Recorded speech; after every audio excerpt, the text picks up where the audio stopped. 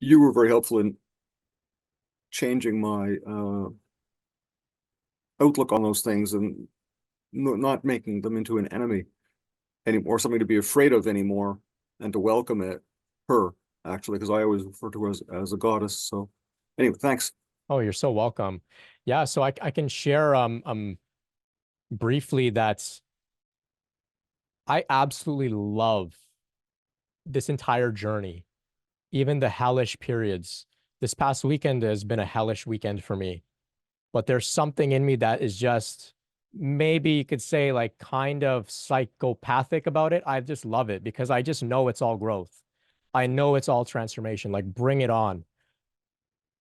I quite literally tell, like, I'll like invoke Kali at times and I'll say, just destroy me. Just destroy me. I'm all yours. Do whatever you want with me. I'm have I any part of me that's getting in the way of my evolution, handle it. Burn it up, shred it up. Just have your way with me. It's just such deep trust that I have over time that I accumulated as a result of being given evidence that I'm safe and supported. Now, like, quite literally, like, my house could burn down right now.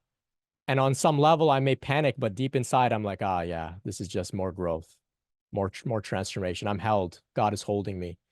So any of the signs, symptoms, phenomena, energetic stuff, emotional stuff, relationship stuff, I just say, oh, this is all growth, this is all transformation. I don't understand it. It's uncomfortable. I don't like it, but there's nothing else here other than the Divine Mother's ushering of me towards a more evolved, spacious state of being, and I just trust her fully, fully, fully.